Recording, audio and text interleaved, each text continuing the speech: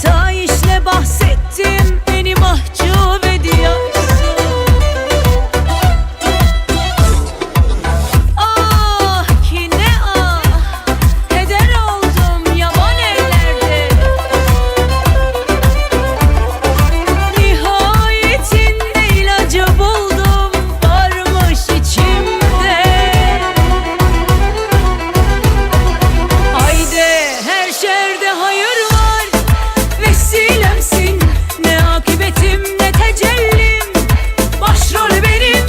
Bir yerde bekliyor elbet, nasibim kısmet. Geçer yok kıymet bilmeyene, sevmeyene. Zaman hızlı yazıyor, duramam ben matem günde. Beni sen hiç arama, eski defterlerinde. Zaman hızlı yazıyor, duramam ben matem günde. Beni sen karıştırma, aman ha eskilerinle.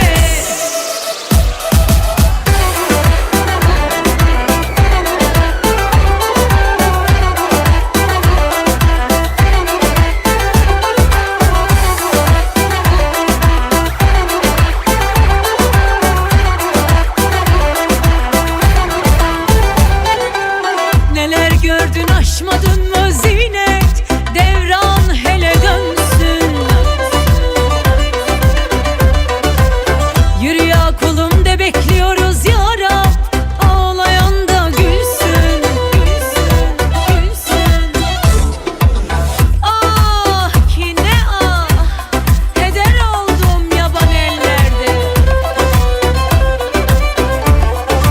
Nihayetinde ilacı buldum, varmış içimde. Haydi her şerde hayır var, vesilemsin. Ne akıbetim ne tecellim, başrol benim. Bir yerde bekliyor elbet, nasibim kısmet. Geçer yok kıymet bilmeyene, sevmeyene. Zaman hızlı yazıyor, duramam ben matem günde. Beni sen hiç arama, eski defterlerinde. Zaman hızlı yazıyor, duramam ben matem günde. Beni sen karıştırma, aman ha eskilerinle.